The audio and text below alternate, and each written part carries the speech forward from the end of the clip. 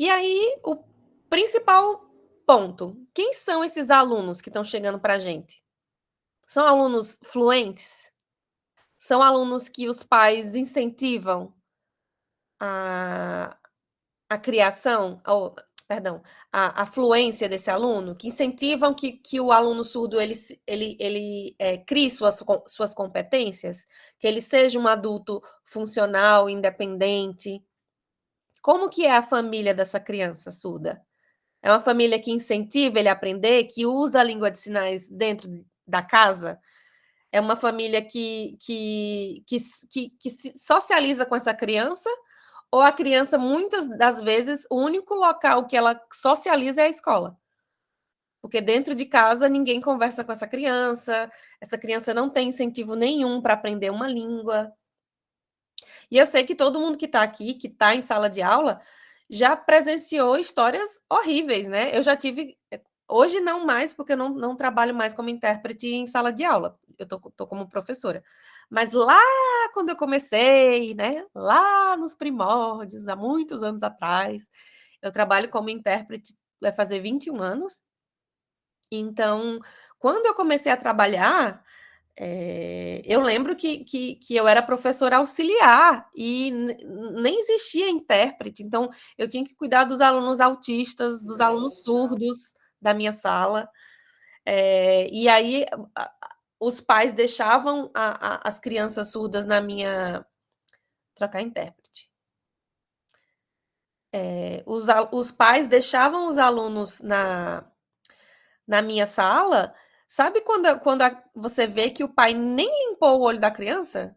Nem lavou o rosto da criança? A criança só acordou e chegou na escola? Não sei se vocês já passaram por isso nas escolas de vocês. Era isso que acontecia. A escola parecia uma desova, sabe? Tipo, um alívio para esses pais. Nossa, ainda bem que a criança tem essas 4 horinhas que eu vou ter paz essas 4 horinhas. Então, essa era a sensação que eu tinha.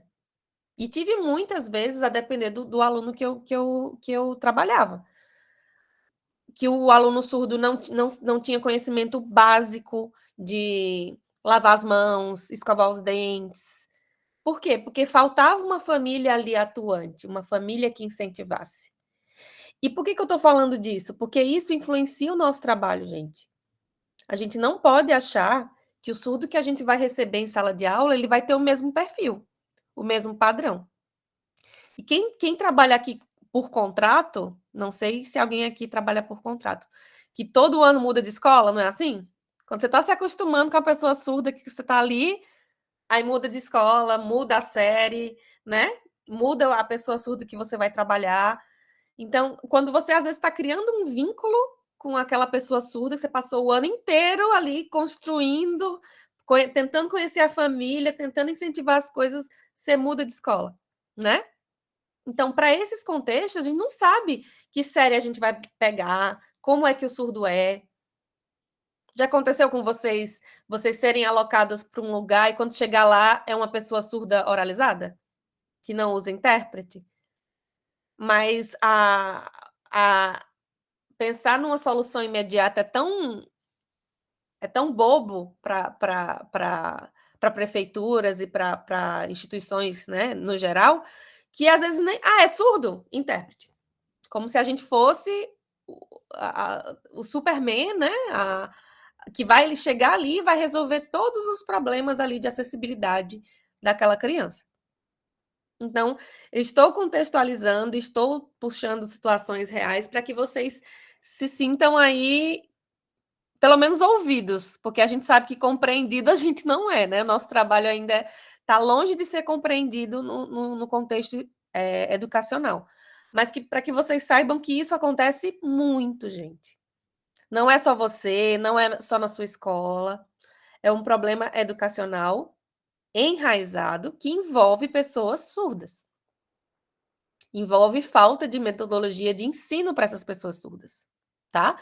Eu trabalho no Instituto, né, no IFSC aqui, no Instituto Federal de Santa Catarina, o sinal é esse aqui, e a gente tem ensino médio, né?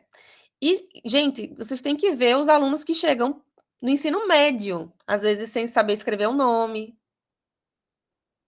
às vezes sem ter domínio nem de Libras, alunos que têm autismo e são surdos e têm autismo, são surdos e têm deficiências físicas, aluno que nunca pegou um ônibus na vida, que a gente tem que ensinar a pegar ônibus para chegar na escola. Então, assim, muito exatamente, Arenilson. A gente está falando de ensino médio, tá? De um aluno que a gente que chega, por exemplo, com 14, 15 anos, que deveria ter algum conhecimento de vida. E são crianças que são passadas. Porque os professores às vezes não querem ter. Eu nem vou botar a culpa nos professores, porque não existe culpado, né? Numa situação dessa. É uma bola de neve, né?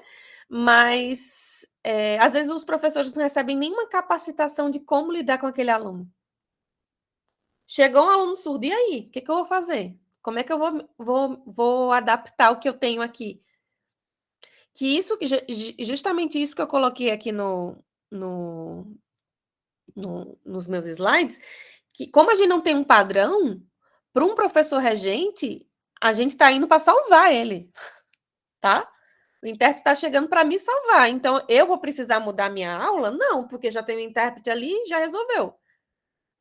Então, muitas das vezes, da nossa parte, se a gente não tem uma equipe pedagógica na escola que, que explique nosso trabalho, que nos apresente para o professor. Já aconteceu de vocês?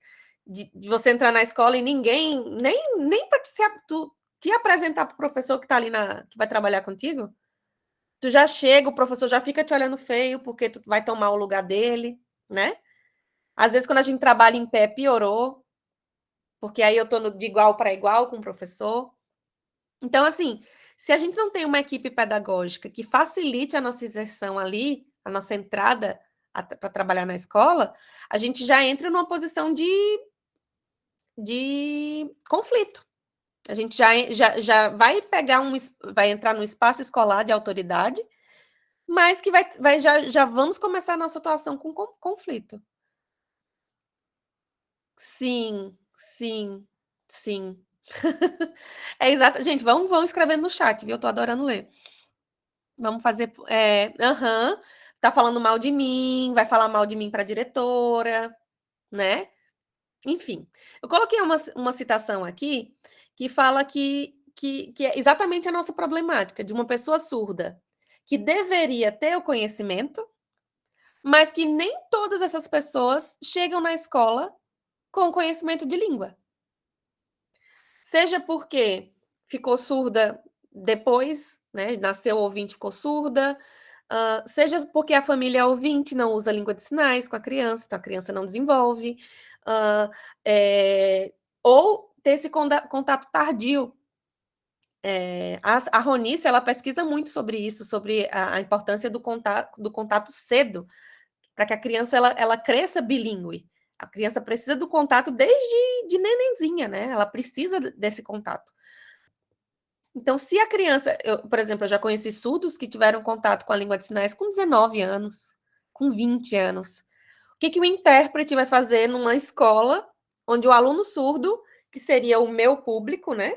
Ali para quem eu vou realizar o trabalho, não entende a língua que eu interpreto, que eu estou usando, né? De novo, gente, só trouxe problema, tá? Nenhuma solução. Só para a gente discutir, tá?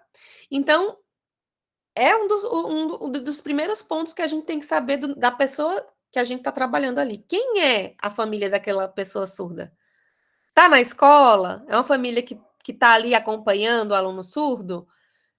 Que talvez não saiba Libras, mas que pelo menos eles se esforçam para fazer com que o surdo esteja na escola, ajudam aquela pessoa nas tarefas de casa. Porque é surdo, às vezes os professores nem cobram as tarefas. Já viram? Ai, não precisa, não, não tem necessidade. Tadinho, ele é surdo, né?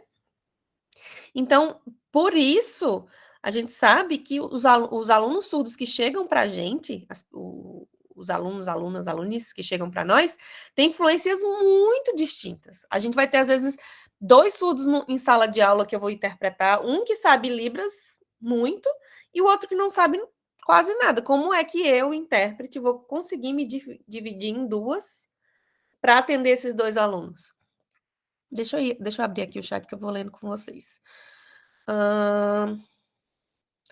Sim, é Tamila, né? Tamila? Desculpa, Tamila. Sim, a gente acaba sendo o pedagogo bilíngue, que essa função de alfabetizar, ela é de um pedagogo bilíngue, né?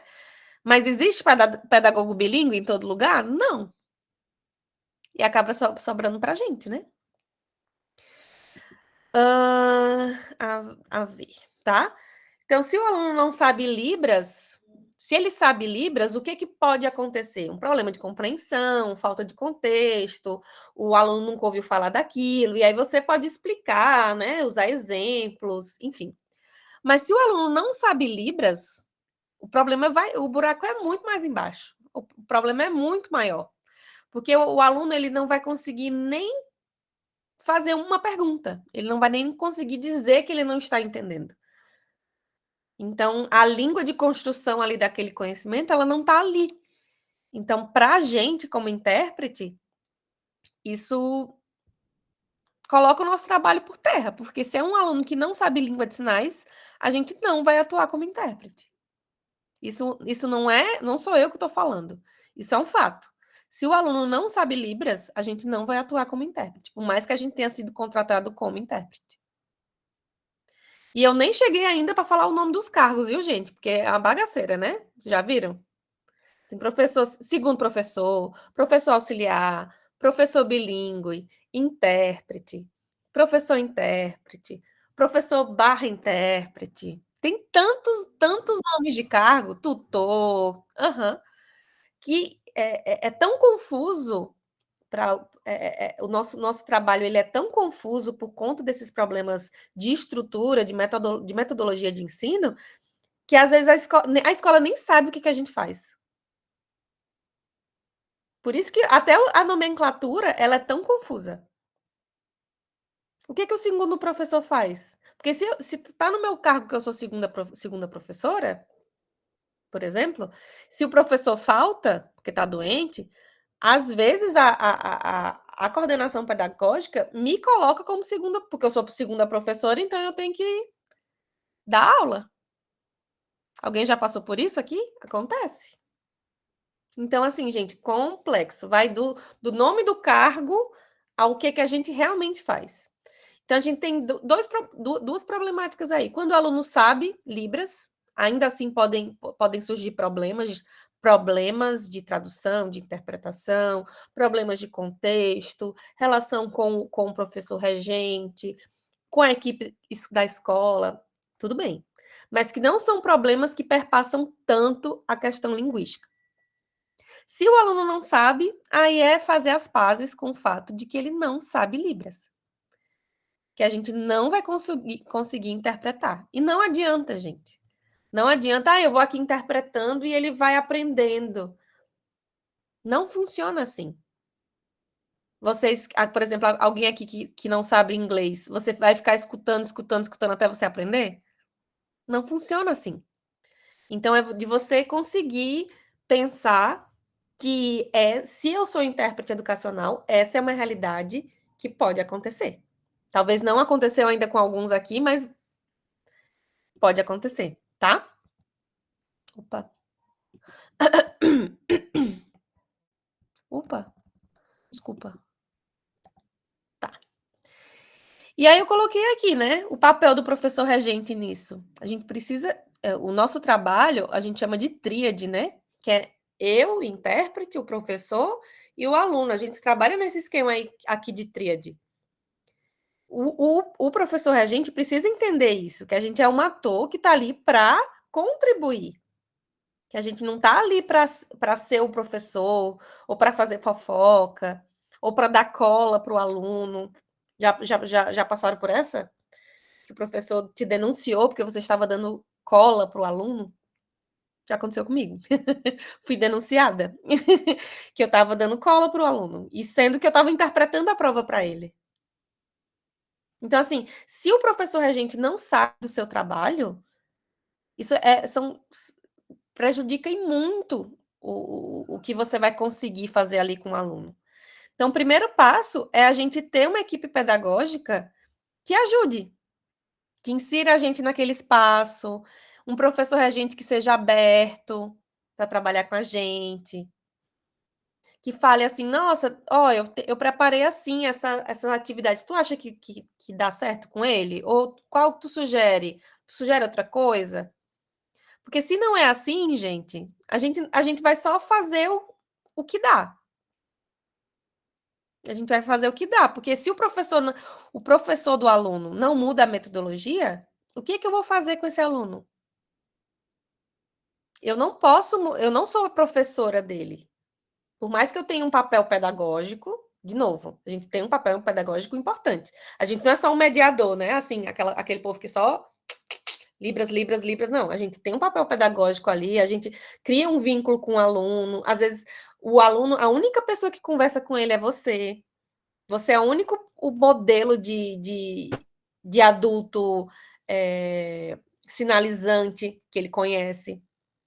Então, a gente a gente não é robô, tá ali só mediando.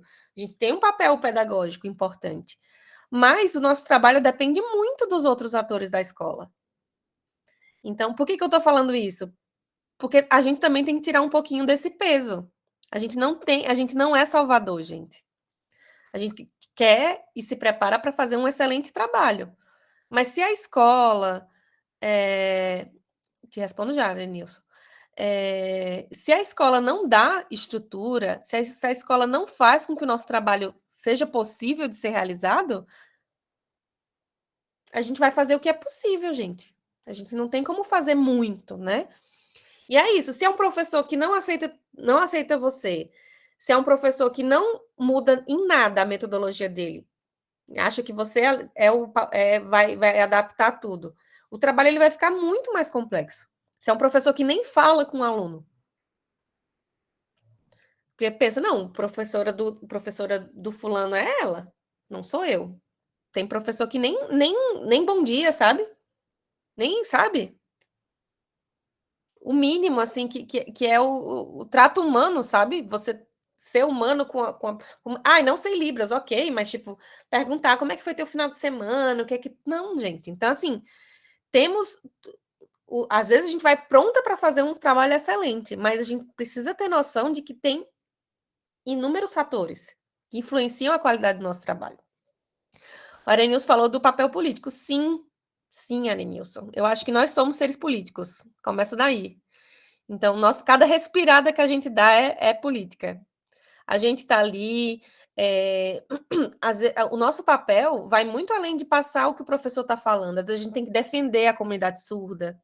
A gente tem que esclarecer que não é linguagem, que não é mudinho. A gente tem que mediar ali a relação com os colegas. Porque às vezes, por exemplo, quem já interpretou aqui para surdo adolescente? Eu já interpretei para um surdo adolescente que ele usava fone de ouvido só para se sentir incluído. Ele não ouvia, mas ele falava: eu sou igual. Eu vou dizer que não é?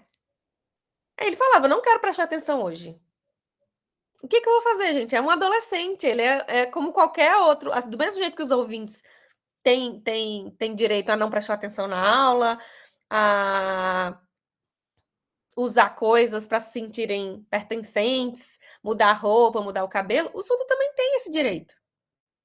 Então a gente também tem que ter o jogo de cintura, né? De saber como agir ali naquele espaço. Por isso que eu digo, e concordo contigo, Arenilson, sim, é um papel político, porque a gente está ali mais do que para ser um mediador. A gente está ali, muitas vezes, para ser o único adulto sinalizante que aquela criança conhece. De saber, por exemplo, se não tem um professor surdo na instituição, você é o mais próximo disso que ele vai ter contato. Nossa, Arenilson, ele é intérprete, né? Ele trabalha, ele tem o dinheiro dele, né? Ele não vive com a mãe. como eu, que minha mãe faz tudo para mim, eu sou um adolescente, mas a minha mãe me trata como criança. Então, a partir desse contato com adultos sinalizantes, surdos ou ouvintes, a criança surda vai vendo possibilidades. Então, a escola, ela não é só um espaço linguístico, é um espaço político, porque às vezes tudo que ele não vai ter contato em casa, ele vai aprender na escola. Isso eu estou falando de qualquer aluno, gente, não só surdo, tá? Alunos surdos e ouvintes. Então, e aí a gente precisa pensar nisso. A gente precisa pensar em muita coisa, né, que eu já falei horrores. Mas aqui tô falando, assim, que a gente precisa pensar como essas relações elas estão sendo estabelecidas dentro da escola. Eu já tive que ajudar um menino surdo a mandar um bilhete para sua menina queria ficar com ele. Às vezes é um papel pedagógico que não, às vezes não é o que a gente estudou, né, para fazer. Mas a gente está ali, como a gente é um ator da escola e que é que não é só uma interpretação limpa e seca que a gente vai mediar, a gente faz tradução, né? A gente às vezes ele quer dica de série, porque ele não tem com quem conversar sobre isso. Às vezes faz pergunta sexual pra gente, porque não tem com quem perguntar. Então, o intérprete, ele vai muito além do intérprete. A gente não é só intérprete ali. Nosso papel, ele é bem maior, tá?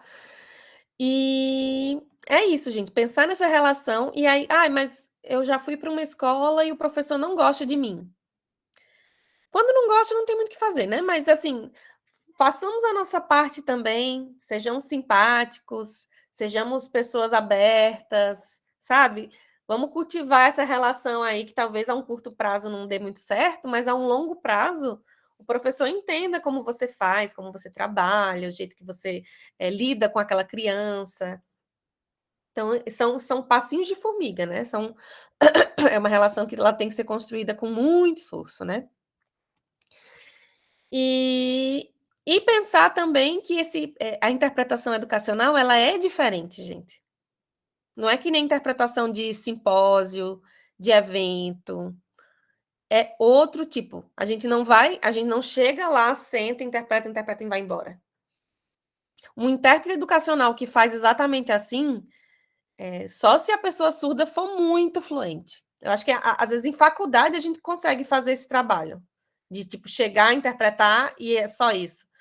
Mas para surdos jovens, crianças que estão em idade escolar, a atuação ela é bem diferente. Então a gente tem que entender que cada escola vai ter uma realidade, cada aluno surdo é um universo, então a gente às vezes vai ter que adaptar o que a gente faz, o nosso trabalho, nossa metodologia, para que aquele aluno surdo ele consiga se inserir ali linguisticamente falando. Às vezes o professor não sabe nem o nome do aluno. O surdo, o menino ali, o mudinho que está ali, os próprios professores às vezes não sabem o nome dos alunos. Tô sempre puxando para a realidade educacional, tá, gente? Tá? Então, assim, ó, a gente, quando, aí vocês me corrijam se eu estiver errada. Quando a gente é contratado como intérprete, a gente ganha uma hora preparação, que às vezes é 2 horas, né? Para a semana inteira, jurando que vai dar, né? Jura que dá 2 horas para preparar todas as aulas de todos os dias. Mas, enfim, esse tempo de preparação faz com que a gente tenha oportunidade de conhecer o conteúdo, de ver o que o professor vai mostrar ali em sala de aula. E, de novo, depende da boa vontade do professor, de compartilhar o plano de aula contigo, de perguntar a tua opinião, de pedir uma ajuda, né? Então, assim, ó, a gente não vai só passar um conteúdo, a gente tá. Se é uma prova, a gente tem que traduzir a prova. Se é uma literatura, a gente vai ter que traduzir a literatura. Se é uma atividade de leitura e escrita, a gente vai ter que traduzir aquela atividade. Se é um exercício, uma revisão, um ditado. Já viram ditado? O professor ama ditado, né?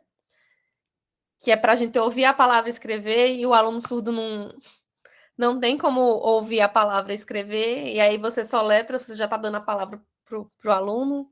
Então, assim, tem problemas metodológicos que não vão ser resolvidos com a nossa presença, que vai além disso, tá?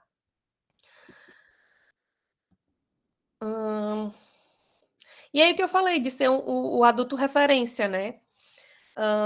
Às vezes, só por a gente saber Libras, somos a única pessoa na sala que sabe Libras. A gente vai assumir um monte de funções que deveriam ser a do professor, regente, né? Ai, vamos fazer uma leitura aqui. Vamos fazer uma leitura silenciosa. Tem muito disso também, né, em sala de aula. E o aluno surdo, às vezes, não tem conhecimento de uma L2 para fazer uma leitura silenciosa. Como é que eu vou adaptar a metodologia do professor que não quis adaptar para fazer com que dê certo ali para o aluno surdo? Tá? Então, a gente acaba tendo que assumir outras funções.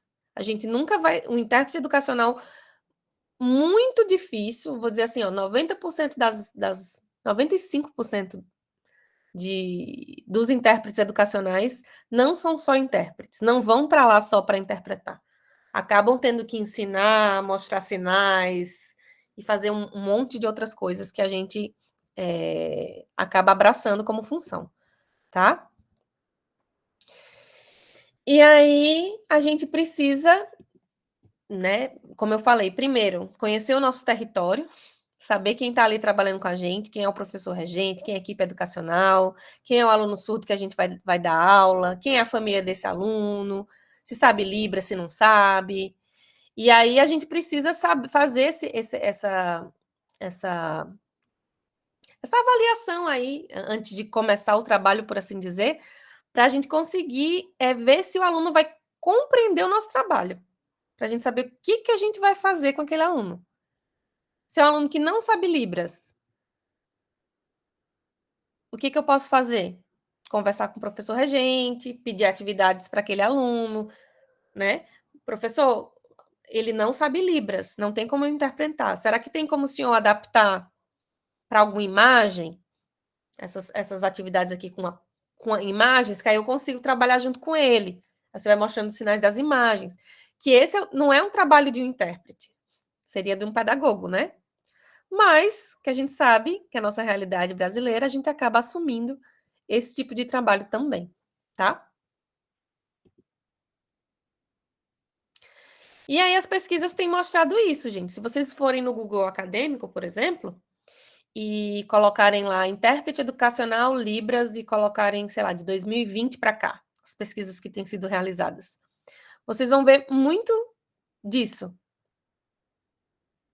de critérios de contratação, às vezes, muitas vezes equivocados.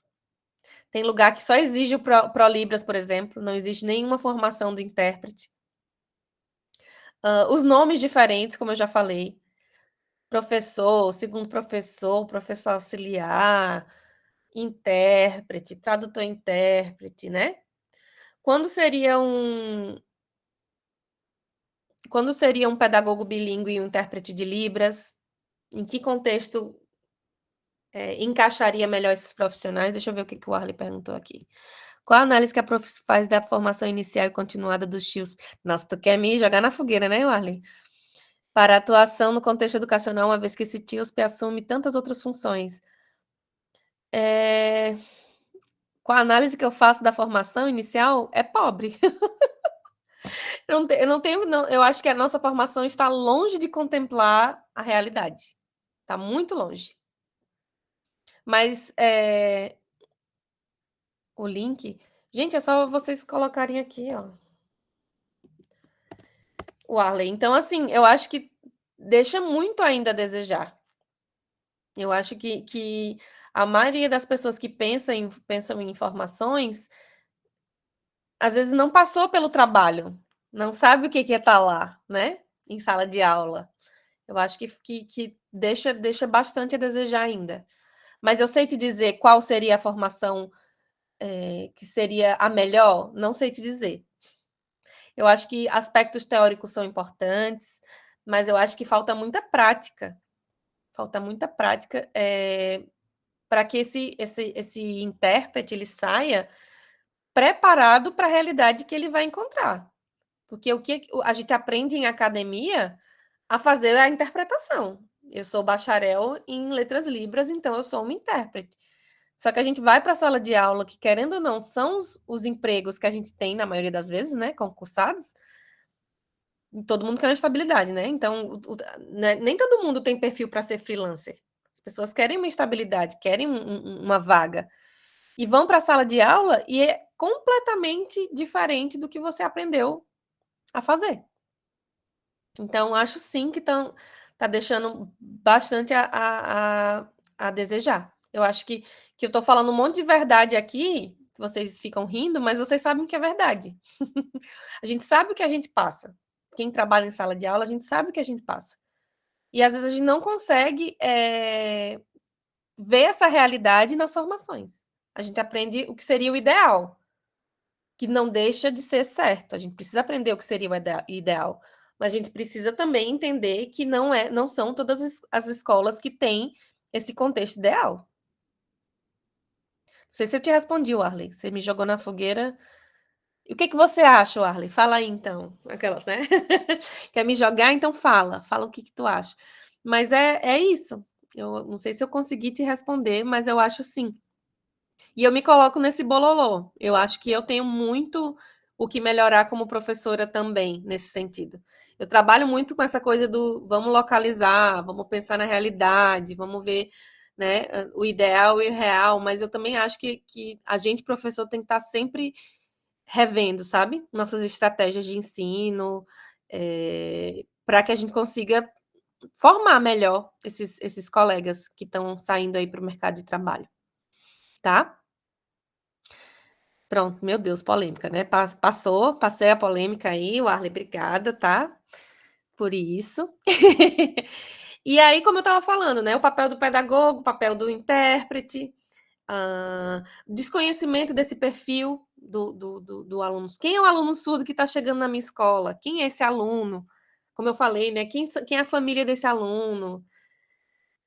Ele tem algum conhecimento de vida, ele consegue entender. Gente, eu estou falando de conhecimentos simples, de saber que eu vivo numa cidade, que essa cidade é próxima de outra cidade, que eu posso pegar um transporte para chegar na escola, que o mundo não é só Palhoça, por exemplo, que existe em outros lugares. Isso, o mínimo conhecimento de mundo, às vezes, a criança surda não tem, tá? Então, a gente precisa também, fora criar vínculos com os atores, né, pedagógicos ali na escola, também conhecer esse perfil, né? Quem é esse aluno que tá chegando? Que, de novo, não é padronizado. É muito variante mesmo. Então, essas pesquisas mais jovens, as pesquisas recém-feitas, têm mostrado bastante isso. O descontentamento dos colegas, a falta de conhecimento do que fazer ali nesses contextos que a gente não atua como intérprete, enfim, em outras questões. E aí eu coloquei dois estudos que eu achei bem interessante. Esse a Neiva ela fez um panorama de quais pesquisas estão sendo realizadas sobre o intérprete educacional. Então é interessante para vocês verem as temáticas, onde tem mais pesquisa em contexto educacional, ela separa por estados do Brasil, por regiões do Brasil, perdão, por universidades. Então é interessante para a gente ver o que está sendo pesquisado aí, falando de Brasil, né? E eu coloquei a dissertação da Bárbara, que para mim essa é uma das questões que está mais latentes, que é em relação a o que o intérprete tem como função e o que ele realmente faz dentro da escola, né? Então, aqui, a Bárbara, ela fala do edital de contratação daqui de Floripa, mas que vocês poderiam aí adaptar para qualquer cidade de vocês, é só vocês olharem os editais aí de contratação que vocês vão ver barbaridades, né? Coisas muito diferentes, critérios diferentes, formação exigida diferente, não tem um padrão, por assim dizer. Tá? Eu botei aqui, depois eu posso passar para vocês. E aí, gente, tem aqui o beabá da interpretação educacional, né? A gente tem esses livros aqui. Eu falo sempre da Lacerda, gente, porque a Cristina Lacerda, essa do livrinho amarelo, ela foi uma das primeiras pesquisadoras que se debruçou a esse contexto educacional. Então, ela tem muita coisa escrita sobre intérprete educacional. E ela tem uma opinião mais pautada no pedagógico mesmo, como a gente tem falado, né? Que o intérprete de Libras em contexto educacional, ele não é só um intérprete, ele é um ator pedagógico essencial para o contexto ali da escola. E a Neiva, que inclusive, se eu não me engano, ela foi orientanda da Cristina, ela seguiu a mesma linha, né? Ela tem esse livrinho, o livrinho, com todo respeito, tá, gente? Pelo amor de Deus. Esse livro da capa vermelha, que ele é o mais conhecidinho, né? E esse outro falando sobre afetividade e subjetividade. Inclusive, eu gostei muito desse segundo, da capinha azul. Porque fala sobre esses aspectos de subjetividade que a gente não tem tanto controle. Esse primeiro livro dela, do intérprete educacional, ele é mais um livro de contextualização. Quem é o intérprete, quais são a legislação que nos rege, e esse tipo de coisa, tá? E tem também esse outro livro aqui, né, de tradutores e intérprete de língua brasileira de sinais no ensino fundamental. E aí são contextos, tanto que aqui está falando, né, cenas do cotidiano escolar. Então, tem algumas problematizações aí também voltadas para a interpretação educacional, tá? Por mais, como o Arley falou, às vezes nem a formação que a gente faz contempla a realidade, mas não é porque não contempla que a gente vai deixar de fazer. A gente precisa sempre ter humildade de saber que a gente sempre vai precisar aprender coisas. Ninguém é um intérprete pronto, o melhor do mundo. A gente tem que seguir aprendendo. Principalmente numa realidade educacional que é tão mutável. Sigam estudando, entendam que a realidade da escola é diferente de palestra, é diferente de conferência, é diferente de outros contextos, e que a gente não pode ir com uma expectativa fixa, porque às vezes a gente vai chegar lá na escola e o aluno surdo não é o aluno que a gente esperava, a minha atuação não vai ser a atuação que eu esperava fazer, o professor regente não vai ser parceiro, pode ser que seja, mas pode ser que não seja. A própria equipe pedagógica, às vezes, não vai lhe incluir em nada, você só tem que chegar lá, fazer seu trabalho e ir embora, não te incluir nas reuniões, não pergunta o que tu tá achando, não quer saber do aluno surdo, não conhece a família daquela pessoa surda ali. Então, gente, são muitos, muitos, muitos fatores. Então, o que eu posso dizer para vocês saírem desse momento pensando sigam estudando, aprendam com a realidade de vocês e aprendam com os colegas de vocês. Se a formação que você está fazendo não está abarcando a sua realidade, converse com seus colegas, peça dicas, pergunte o que ele faria naquela situação. Na minha época, há muitos anos atrás, quando a gente não tinha, né? Quem viveu a época do para, eu sempre falo, quem viveu a época do para sabe do que eu estou falando. Alguém usava aqui esse para? Para sempre. Então, quem viveu esse para aqui sabe. A gente sabe que o contexto educacional ele sempre foi problemático e ainda está, porque os surdos eles estão conseguindo acessar esses espaços agora. As políticas têm se voltado para a acessibilidade, para a inclusão, muito recentemente. Então, a gente precisa ter essa paciência também. A gente não vai encontrar um contexto ideal de interpretação. Muito difícil. Então, eu bato palma para quem está de intérprete educacional hoje, porque, gente, é um dos contextos mais complexos, no meu ver, como professora e pesquisadora. É um dos contextos mais complexos. De novo, às vezes não são os contextos que a gente gostaria, não são não é o mundo ideal, mas a gente faz o que é possível. Se o aluno não tem uma boa nota no fim do semestre, a culpa é do intérprete, professora? Gente, que horror! É Lady? Fala Lady Lane? Mulher, Lady. Gente, de quem é a culpa, né? Eu acho que a gente tem que parar de procurar culpados. Senão a gente vai ficar lascado. A culpa é do sistema capitalista péssimo, que educação é uma moeda, que nem todo mundo vai ter acesso de qualidade. E é uma característica de privilégio ter uma educação de qualidade. Vocês acham que populações minoritárias, eu não estou nem falando de só surdos, tá? População preta, população indígena. Vocês acham que a educação é o mesmo nível de uma pessoa branca? Não é, gente. Então, o problema vai muito além do intérprete, vai muito além do professor regente chato, vai muito além da coordenação pedagógica, vai muito além da formação que não contempla. É um problema estrutural, onde a educação ainda não é valorizada o suficiente para pensar em cada pormenorzinho que minorias, por exemplo, têm. Cada pormenor que essas minorias têm que precisam ser atendidas também nesse contexto. Até porque o que é uma boa nota, gente? Será que nota é o único instrumento avaliativo para um aluno, né? Será que o professor só vai avaliar aquele aluno com relação à nota? Seria esse o caminho? Nem para ouvintes eu acho esse esquema de nota um bom sistema.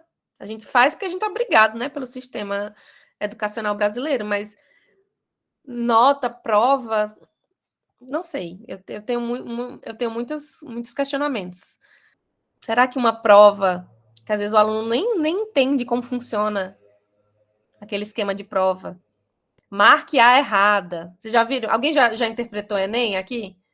Gente, Enem, eu já passei por isso. Enem é a treva. Interpretar o Enem, graças a Deus, tem a prova pronta hoje. Mas nem a prova pronta contempla, gente, todos os alunos surdos. Às vezes o aluno está aprendendo, enquanto o outro está em ligações químicas, o aluno surdo está aprendendo que H2O é água, sabe? Então, assim, ó. Comecei a atuar na área de educação e às vezes o professor pensa que é culpa minha se a aluna não faz atividade. Sim,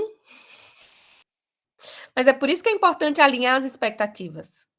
É muito importante que, por exemplo, se a sua escola não fez isso, pede uma reunião. Você, professor, você intérprete com o professor, para explicar para ele, ó, eu faço isso, isso e isso, mas é um aluno como qualquer outro, você é o professor.